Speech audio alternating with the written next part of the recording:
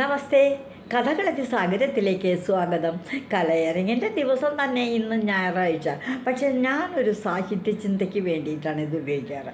ഞാനിപ്പോൾ സാഹിത്യ ചിന്തയിൽ പറഞ്ഞല്ലോ, ഭജഗോവിന്ദം എനിക്കറിയാവുന്ന പോലെ ഒന്ന് പറയുകയാണ്. ഞാൻ ഇന്ന് സ്വാമി ഉദിത് ചൈതന്യയുടെ ഒരു പ്രഭാഷണം കേൾക്കാനിട വന്നു. ടി വിയിൽ, യൂട്യൂബിലാണ് കേട്ടോ. അദ്ദേഹത്തിൻ്റെ അഭിപ്രായത്തിൽ നമ്മുടെ അറിവുകൾ അത് എന്തുമാത്രം വലുതാണെന്ന് നമ്മൾ മനസ്സിലാക്കുന്നത് മറ്റൊരാളോട് പറയുമ്പോഴാണ്. അവർ പറയുക, എനിക്കിതറിയില്ലായിരുന്നു കേട്ടോ, എനിക്ക് ഇപ്പോഴാട്ടോ ഇത് മനസ്സിലായി എന്ന് പറയുമ്പോഴാണ് നമ്മുടെ അറിവ് നമ്മൾ ഒരാൾക്ക് കൊടുത്തു വെച്ചിട്ട് നമുക്ക് ഒരു കുറവും ഒന്നുമില്ല. നമ്മുടെ അറിവത്തിൽ കൂടുതലേ ചെയ്തുള്ളൂ, ഒന്നുകൂടി നമ്മളതിൽ പ്രാഗൽഭരായി എന്നതുപോലെ ഭജഗോവിന്ദം നിങ്ങൾ ധാരാളം കേട്ട് കാണും. എന്നിരുന്നാലും എങ്ങാൻ ഈ ശ്ലോകം മനസ്സിലാക്കാത്തവരുണ്ടെങ്കിൽ അവരിതൊന്ന് കേൾക്കുകയാണെങ്കിൽ അവർക്കിതൊരു പുതുമയല്ലേ. കഴിഞ്ഞ ദിവസം ഇപ്പം നമ്മൾ 7 ശ്ലോകങ്ങൾ, ശങ്കരാചാര്യ വിരചിതമായ ഈ ശ്ലോകങ്ങൾ 7 നമ്മളൊന്ന് വ്യാഖ്യാനിച്ചു. നമ്മുടെ മനുഷ്യ ജീവിതത്തിൻ്റെ ആ ഒരു എന്താ പറയണേ, ഒരു നിസ്സാരം, അത്ര നിസ്സാരമാണ്. നമ്മുടെ പ്രവർത്തികൾ ഒന്നും തന്നെ അങ്ങോട്ട് തൃപ്തികരമാകുന്നില്ല എന്ന് നമ്മളെ ബോധ്യപ്പെടുത്തുന്ന കാര്യങ്ങളാണ് ഇതിൽ പറയുന്നത്. ഒരു വ്യക്തിയുടെ ജീവിതം തന്നെ ബാല്യകാലം ഒരു 15 വയസ്സ് വരെയൊക്കെ ആയിട്ട് നമുക്ക് കളിക്കണം എന്നുള്ള വിചാരം തന്നെയുള്ളൂ. ഒരു ദിവസം കളിച്ചങ്ങോട്ട് മതിയായിട്ട് നമ്മൾ കളി നിർത്തി പോയിട്ടുണ്ടാവില്ല. വളരെ നിർബന്ധിച്ച് നമ്മളെ പിടിച്ചു വലിച്ച് കൊണ്ടുപോകുക അതിൽ നിന്ന്. അതുകൊണ്ട് നമ്മൾ കളി നിർത്താതെ പിരിഞ്ഞു പോകുന്നു. പിറ്റേ ദിവസം വെളിച്ചായിട്ട് വേണമല്ലോ കളിക്കാൻ എന്നുള്ള മോഹത്തിലാണ് കിടന്നുറങ്ങുന്നത്. അത് കഴിഞ്ഞ് ബാല്യമൊക്കെ കഴിഞ്ഞ് കൗമാരായി വരുമ്പോൾ തരുണൻ സൗഹൃദം പ്രണയകാലങ്ങളൊക്കെ ഇങ്ങോട്ട് തുടങ്ങുകയായി. പരസ്പര ആകർഷണം വരികയായി. ചിലതൊക്കെ സഫലാകും, ചിലതൊക്കെ നിഷ്ഫലാകും. വേറെ ആരെങ്കിലും കല്യാണം കഴിച്ചങ്ങനെ കുടുംബജീവിതത്തിൽ അങ്ങോട്ട് വന്നു പെടും. പിന്നെ ഭർത്താവായി, കുടുംബമായി, കുട്ടികളായി, കുട്ടികളെ നോക്കണം. കുട്ടികൾക്ക് വല്ല അസുഖം വന്നാൽ ടെൻഷൻ. അത് കഴിഞ്ഞ് വലുതായി, അവർ പഠിക്കാൻ പോയി, പഠിത്തം കഴിഞ്ഞു, ജോലി കഴിഞ്ഞിട്ടോ പിന്നെ ഉണ്ടാവണത് എന്താ, അവർക്കും കുടുംബജീവിതം വേണ്ടേ. അങ്ങനെ അതിലേക്ക് അവരെയും പെടുത്തി. അവരുടെ കുടുംബജീവിതത്തിന് അപ്പോഴേക്കും നമ്മളെ അമ്മൂമ്മയാവുകയാണ്, അപ്പൂപ്പനാവുകയാണ്. അപ്പം കൊച്ചുമക്കളെ നോക്കുന്നതിന് നമുക്ക് അവരെ സഹായിക്കേണ്ടതായിട്ട് വരികയാണ്. നമുക്കത് പറ്റില്ല. സത്യം പറയാലോ, എൻ്റെ അനുഭവം ഞാൻ പറയണത്. എനിക്ക് എൻ്റെ മക്കളെ നോക്കാൻ ഞാൻ ബന്ധപ്പെട്ടതിനേക്കാളും കൂടുതൽ എനിക്കൊരു ഉത്തരവാദിത്വ ബോധവും കൂടുതൽ സ്നേഹം പകരാനുള്ളൊരു സന്ദർഭവും കിട്ടിയിരിക്കുന്നത് എൻ്റെ കൊച്ചുമക്കളെ നോക്കുമ്പോഴാണ്. ഒന്നാമത്തെ കാര്യം, നമുക്ക് ധൃതിയില്ല, ബന്ധപ്പാടില്ല. നമ്മൾ അമ്മയാകുമ്പോൾ നമുക്ക് ചെറുപ്പം, ദേഷ്യം ഒതുക്കാൻ പറ്റണില്ല. തൊട്ടേനെ ചുണ്ടി. ഈ കൊച്ചുങ്ങൾക്കാണെങ്കിൽ കരച്ചിൽ, പിഴിച്ചൽ, കണ്ണം കേട്, മൂക്കള, അപ്പിടൽ, മുട്ടൊഴിക്കൽ, ഇല്ലാത്ത ദുരിതങ്ങളൊന്നുമില്ല. അപ്പം നമുക്ക് ദേഷ്യം വരിക, ഒരു ഇറിറ്റേഷൻ വരികയാണ് ചില സമയത്തൊക്കെ. എപ്പോഴും ഇല്ലാട്ടോ, അമ്മയല്ലേ. പിന്നെ എന്നാൽ കൊച്ചുമക്കളെ ആകുമ്പോൾ പറഞ്ഞതൊന്നുമില്ല. നമുക്ക് പ്രായമായി, നല്ല പക്വതയായി, ഇരുത്തം വന്നു. എന്ത് ചെയ്യണം അവർക്ക്? അവർ നമ്മളോട് എന്ത് കുസൃതി കാട്ടിയാലും ഒരു പരിഭവമില്ല. കൂടുതൽ നമ്മൾ അടുക്കുന്നത് കൊച്ചുമക്കളോടാണ്. എൻ്റെ ഒരു അനുഭവം അങ്ങനെയാട്ടോ. അപ്പോൾ എന്താ പറഞ്ഞ, ആ ഒരു ശ്ലോകം നമ്മൾ പറഞ്ഞ ബാല്യത്തിൽ കളിക്കണു, യൗവനാകുമ്പോൾ നമ്മൾ പരസ്പര ആകർഷണം തോന്നി കുടുംബജീവിതത്തിൽ പ്രവേശിക്കുന്നു. അത് കഴിഞ്ഞ് വാർദ്ധക്യമാകുമ്പോൾ ഈ കാലങ്ങളൊക്കെ അങ്ങനെ ചാരികസരെ കിടന്ന് ആലോചിക്കും പുരുഷന്മാരൊക്കെയാണ്. സ്ത്രീകളങ്ങനെ നമ്മുടെ കുടുംബങ്ങളിൽ ചാരികസരെ കിടപ്പ് പതിവില്ല. അവരെവിടെയെങ്കിലും ഒരു കസരയിലോ ഒരു തിണ്ണമേങ്ങാനും ചാരി ഇരുന്നിട്ടോ ഈ ആലോചന ചിന്ത തന്നെ. അപ്പം ഞാനൊന്ന് ചോദിക്കട്ടെ, ഇതിനിടയ്ക്ക് എവിടെയാണ് നമുക്ക് ഈശ്വരവചനത്തിന് സമയം കിട്ടിയിരിക്കണേ? നമ്മുടെ ഒരു ജീവിതം ഇന്നുവരെ സാധിച്ചിട്ടില്ല. ആ വക ചിന്തകളൊന്നും ഉണ്ടായിട്ടില്ല. ഇതാണ് ആചാര്യസ്വാമി പറഞ്ഞത്. ആചാര്യസ്വാമി അടുത്ത ശ്ലോകത്തിൽ എന്താ പറയണേന്ന് നമുക്ക് നോക്കാം. ഈ ശ്ലോകം 8ാമത്തെ ശ്ലോകമാണ്. ആ ചിന്തിക്കുകയാണെന്ന് പറഞ്ഞത്. എന്താ ഈ ചിന്തിച്ച് കൂട്ടണേ വയസ്സാം കാലത്ത് എന്ന് നമ്മൾ വിചാരിക്കും. ചിലർ ചോദിക്കുക തന്നെ ചെയ്യും. ഇങ്ങനെ തൂങ്ങി പിടിച്ചിരുന്ന് ഇങ്ങനെ ആലോചിച്ച് പകുതി കണ്ണു അടച്ച് ഇങ്ങനെ മയങ്ങിയിരുന്ന് തൂങ്ങി പിടിച്ചിരിക്കുമ്പോൾ എന്താ അപ്പം അത്ര ആലോചിക്കാല്ലേ, എന്തെന്ന് ഈ ആലോചിച്ച് കൂട്ടണേ എന്നൊക്കെ കുടുംബത്തിലുള്ളവരോ കാണുന്നവരോ ഒക്കെ ചോദിക്കുകയും ചെയ്യും. 8ാമത്തെ ശ്ലോകം ഒന്ന് നോക്കൂ. കാതേ കാന്തകസ്തേ പുത്ര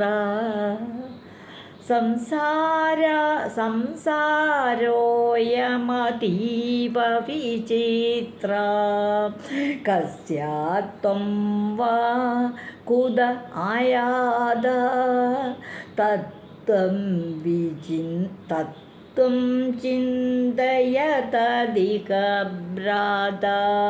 എന്താ ഈ പറയുന്നത്? കാതേ കാന്ത കസ്തേ പുത്ര. കാതേ കാന്ത, കാന്ത എന്ന് പറഞ്ഞാൽ ഭാര്യ.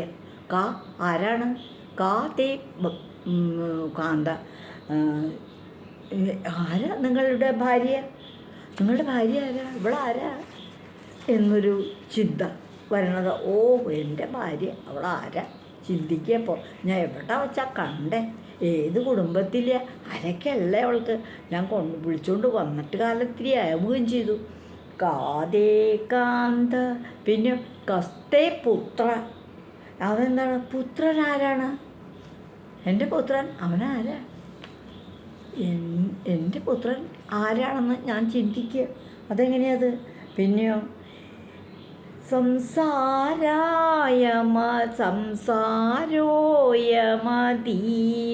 വിചിത്ര. ഇത്തരത്തിലുള്ള സംസാരം, വർത്തമാനം, ഈ വിധത്തിലുള്ള ചിന്തകൾ അതീവ വിചിത്രം തന്നെ. എൻ്റെ ഭാര്യ ആരാണ്, എൻ്റെ മകനാരാണ് എന്നൊക്കെയുള്ള ഇത്തരത്തിലുള്ള ചിന്തകൾ, അതൊക്കെ വളരെ വിചിത്രം തന്നെ. പിന്നെയോ കസ്യാത്വം വാ കുത ആയാത എന്ന് പറയല, നീ ആരുടേതാണ്? കസ്യാത്വം. കസ്യത്വം, ത്വം എന്ന് വെച്ചാൽ നിങ്ങൾ കസ്യത്വം, നിങ്ങൾ ആരുടേതാണ്? വാ കുത ആയാത, നിങ്ങൾ എവിടെ നിന്നാണ് വരുന്നത്? ആയാത വരുന്നത്, നിങ്ങൾ എവിടെ നിന്നാണ് ഈ വരുന്നത്? തത്വം ചിന്തയതധിക ഭ്രാത. അല്ലയോ സഹോദര, ഭ്രാത അല്ലയോ സഹോദര, ഈ ഇവകളെ നീയൊന്ന് വിചാരിച്ച് നോക്കുക. ഇവരെ പറ്റിയൊക്കെ നീ ഒന്ന്, അല്ലയോ എൻ്റെ സഹോദരൻ, നീ ഇവരെ പറ്റിയൊക്കെ ചിന്തിക്കുക. ഭാര്യ ആരാണ്? പുത്രൻ ആരാണ്? നീ എവിടുന്നാണ് വന്നേ? നിങ്ങൾ ആരാണ് എന്നീ കാര്യങ്ങളെ പറ്റിയൊക്കെയാണ്. ഈ വയസ്സാകുമ്പോൾ ചാരുകസേരയിൽ കിടന്ന് പല കാര്യങ്ങളും ചിന്തിക്കുന്നത് ഇത്തരത്തിലുള്ള ചിന്തകൾ കൂടി ഉണ്ട്. എൻ്റെ ഭാര്യ ഇവിടെ നിന്ന് വന്നു, അവരാരാണ്? എനിക്ക് മകനുണ്ട്, അയാൾ ആരാണ്? അയാളും ഞാനും തമ്മിൽ എന്താ ബന്ധം? ഇങ്ങനെയൊക്കെ ഒരു ചിന്ത. അതുപോലെ ഞാൻ തന്നെ ഇപ്പം ആരാണ്? ഞാൻ എവിടുന്ന് വന്ന ആളാണ്? ഇതൊക്കെയാണ് വാർദ്ധക്യകാലത്ത് ചാരുകസേരയിൽ കിടന്നിങ്ങനെ നിൽക്കുമ്പോൾ ഉള്ള ഒരു ചിന്ത. ഞാൻ എൻ്റെ കുട്ടിക്കാലത്ത് വളരെ രസകരമായ ഒരു ശ്ലോകം കേട്ടിട്ടുണ്ട്. അതെന്താണെന്ന് വെച്ചാൽ പറയാം.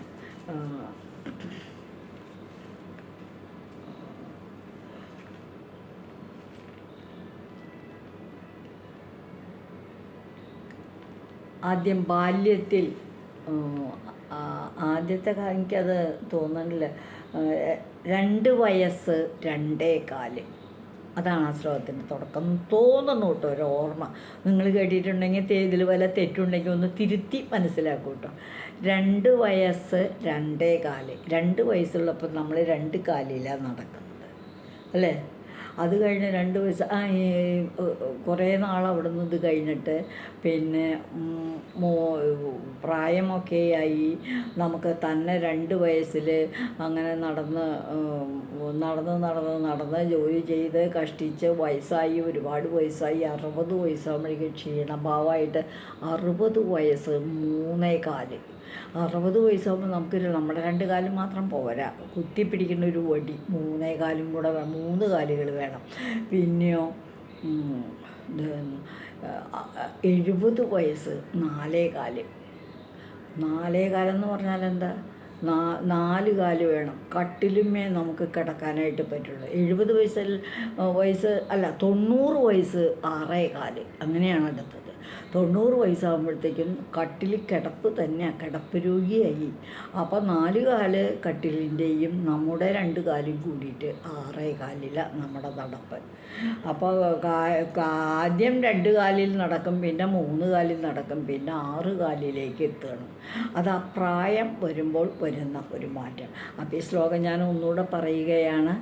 വയസ്സായി പ്രായമാകുമ്പോൾ നമ്മൾ അന്വേഷിക്കണം, ആരാ ഈ ഭാര്യ, ആരാ ഈ മകൻ, ഞാൻ തന്നെ ഇവിടുന്നാണ് വന്നേ, എൻ്റെ സഹോദര, ഇതൊക്കെയല്ലേ നിങ്ങൾ ചിന്തിച്ചു കൂട്ടണേ എന്നിങ്ങനെ ആചാര്യസ്വാമികൾ ചോദിക്കുകയാണ്.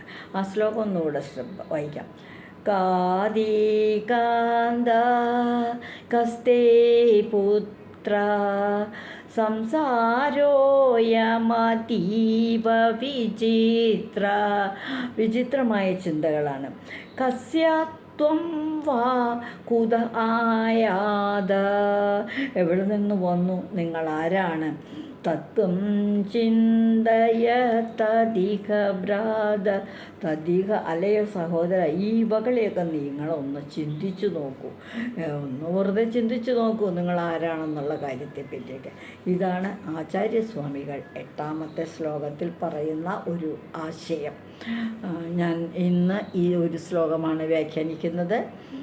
ഭജഗോവിന്ദത്തിലെ ശങ്കരാചാര്യസ്വാമികൾ പറഞ്ഞിട്ടുള്ള ചില കാര്യങ്ങൾ ഉൾക്കൊള്ളുന്ന ഈ ശ്ലോകങ്ങൾ നിങ്ങൾക്ക് കേട്ടിട്ടുണ്ടെങ്കിലും ഒന്നുകൂടി കേട്ടിട്ടുണ്ടാകും എന്ന് ഞാൻ കരുതുന്നു.